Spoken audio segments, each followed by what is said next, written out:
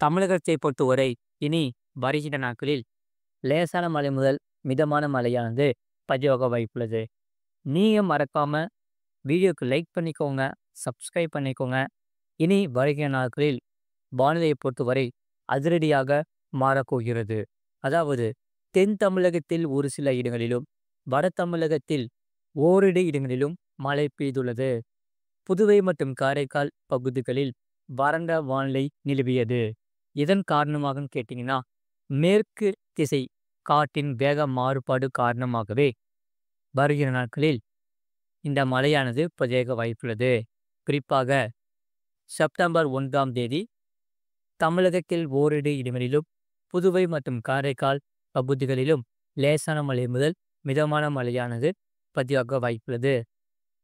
இதில் ஓரிரு இடங்களில் பலத்த தரைக்காற்று மணிக்கு 40 முதல் 50 கிலோமீட்டர் வேகத்தில் வீசுவதற்கான வாய்ப்புகள் உண்டு. அடுத்ததாக செப்டம்பர் 2ஆம் தேதி முதல் 5ஆம் தேதி வரை தமிழகத்தில் ஓரிரு இடங்களிலும், புதுவை மற்றும் காரைக்கால் பகுதிகளிலும் லேசான மழை முதல் மிதமான மழையானது பதிவாக வாய்ப்புள்ளது. அடுத்ததாக சென்னை மற்றும் புறநகர் பகுதிக்கான வானிலை முன்னறிவிப்பு. சென்னையை பொறுத்தவரை வானம் ஓரளவு மேகமூட்டத்துடன் காணப்படும். இதில் நகரின் ஒரு சில பகுதிகளில் லேசான மழை முதல் மிதமான மழையானது பதிவாக வாய்ப்புள்ளது. அதிகபட்ச வெப்பநிலை 37 டிகிரி செல்சியஸ் ஒட்டியும் மற்றும் குறைந்தபட்ச வெப்பநிலை 28 டிகிரி செல்சியஸ் ஒட்டியும் இருக்கக்கூடும். மீனவர்களுக்கான எச்சரிக்கை. அதாவது வங்கக்கடல் பகுதிகளில் செப்டம்பர் 1ஆம் தேதி வரை ஆந்திரா கடலோர பகுதிகள், மத்திய மற்றும் தெற்கு வங்கக்கடல் பகுதிகள் மற்றும் அந்தமான் கடல் பகுதிகளில் இந்த சூறாவளி காற்றானது மணிக்கு 40 முதல் 50 கிலோமீட்டர் வேகத்திலும், இடையிடையே 60 கிலோமீட்டர் வேகத்திலும் வீசுவதற்கான வாய்ப்புகள் உண்டு. அதே சமயம் 2ஆம் தேதி முதல் 3ஆம் தேதி வரை வடக்கு ஆந்திரா கடலோர பகுதிகள், மத்திய மற்றும் தெற்கு வங்கக்கடல் பகுதிகள் மற்றும் அந்தமான் கடல் பகுதிகளில் இந்த சூறாவளி காற்றானது மணிக்கு 40 முதல் 50 கிலோமீட்டர் வேகத்திலும், இடையிடையே 60 கிலோமீட்டர் வேகத்திலும் வீசுவதற்கான வாய்ப்புகள் உண்டு.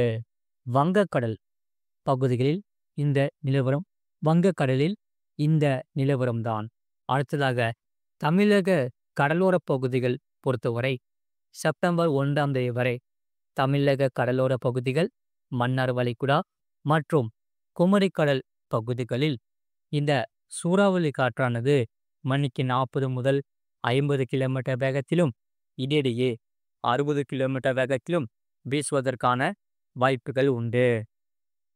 செப்டம்பர் 2ஆம் தேதியன்று தென் தமிழக கடலோர பகுதிகள், மன்னார் வளைகுடா மற்றும் குமரிக்கடல் பகுதிகளில் இந்த சூறாவளி காற்றானது மணிக்கு 40 முதல் 50 கிலோமீட்டர் வேகத்திலும், இடையிடையே 60 கிலோமீட்டர் வேகத்திலும் வீசக்கூடும்.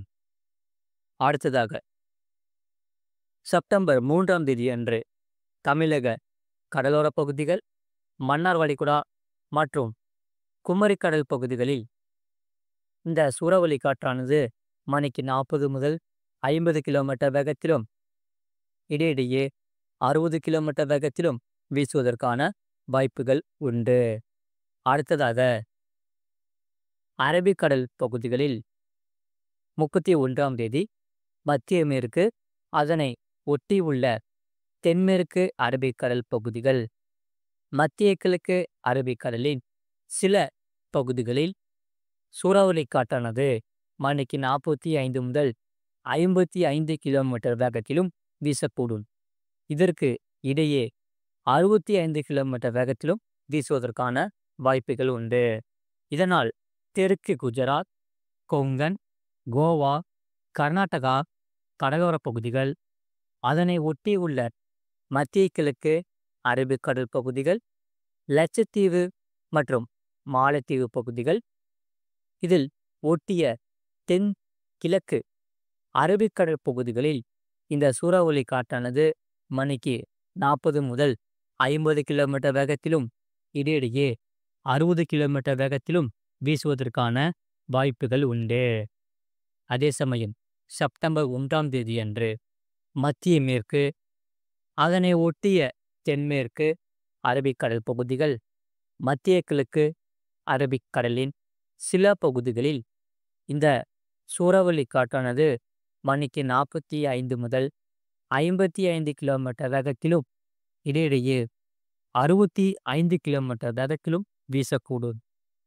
இதில் தெற்கு குஜராத், கொங்கன், கோவா, கர்நாடகா கடலோர பகுதிகள், அதனை ஒட்டியுள்ள மத்திய கிழக்கு அரபிக்கடல் பகுதிகள், லட்சத்தீவு மற்றும் அதனை ஒட்டிய தென்கிழக்கு அரபிக்கடல் பகுதிகளில் இந்த சூறாவளி காற்றானது மணிக்கு 40 முதல் 50 கிலோமீட்டர் வேகத்திலும் இடையிடையே 60 கிலோமீட்டர் வேகத்திலும் வீசுவதற்கான வாய்ப்புகள் உண்டு. செப்டம்பர் 2ஆம் தேதியன்று மத்திய மேற்கு, அதனை ஒட்டியுள்ள தென்மேற்கு அரபிக்கடல் பகுதிகள், மத்திய கிழக்கு பகுதிகளில் இந்த சூறாவளி காற்றானது மணிக்கு 45 முதல் 55 கிலோமீட்டர் வேகத்திலும் இடையிடையே 65 கிலோமீட்டர் வேகத்திலும் வீசக்கூடும். இதில் தெற்கு குஜராத், கொங்கன், கோவா கடலோர பகுதிகள், அதனை ஒட்டியுள்ள தென்கிழக்கு அரபிக்கடல் மற்றும் தென்கிழக்கு அரபிக்கடல் பகுதிகளில் இந்த சூறாவளி காற்றானது மணிக்கு 40 முதல் 50 கிலோமீட்டர் வேகத்திலும் இடையிடையே 60 கிலோமீட்டர் வேகத்திலும் வீசுவதற்கான வாய்ப்புகள் உண்டு. மறக்காம நீங்கள் லைக் பண்ணிக்கோங்க, சப்ஸ்கிரைப் பண்ணிக்கோங்க. மேற்குறிப்பிட்ட நாட்களில் மீனவர்கள் இப்பகுதிகளுக்கு செல்ல வேண்டாம் என்று அறிவுறுத்தப்படுகிறார்கள். கடந்த 24 மணி நேரத்தில் பதிவான மழையின் அளவு: கோயம்புத்தூர் மாவட்டம் வால்பாறை பிடிஓ, கோயம்புத்தூர் மாவட்டம் சிம்கோனா, கோயம்புத்தூர் மாவட்டம் சின்னக்கல்லார் தலா 4 சென்டிமீட்டர் பதிவாகியுள்ளது. திருநெல்வேலி மாவட்டம் நாலுமுக்கு, திருநெல்வேலி மாவட்டம் காக்காட்சி, திருநெல்வேலி மாவட்டம் மாஞ்சோலை தலா 3 சென்டிமீட்டர் பதிவாகியுள்ளது.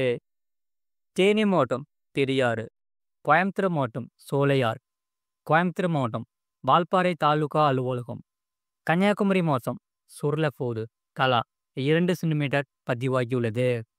சிவகங்கை மாவட்டம் திருப்பத்தூர், தேனி மாவட்டம் மஞ்சளாறு, கன்னியாகுமரி மாவட்டம் பாலமூர், நீலகிரி மாவட்டம் அவலாஞ்சி, கோயம்புத்தூர் மாவட்டம் ஆலியார், கன்னியாகுமரி மாவட்டம் புத்தன் அணை, திருவாரூர் மாவட்டம் மன்னார்குடி தலா 1 சென்டிமீட்டர் பதிவாகியுள்ளது. இனி அடுத்து வரக்கூடிய நாட்களில் படிப்படியாக இந்த கனமழையானது தீவிரமடைய வாய்ப்புள்ளது. தமிழ்நாட்டில் குறிப்பாக செப்டம்பர் மாதத்தில் இந்த மழையானது படிப்படியாக அதிகரிக்க வாய்ப்புள்ளது. மறக்காம நீங்கள் லைக் பண்ணிக்கோங்க, சப்ஸ்கிரைப் பண்ணிக்கோங்க, மற்றவர்களுக்கு தெரியப்படுத்தவும் ஷேர் பண்ணிக்கோங்க.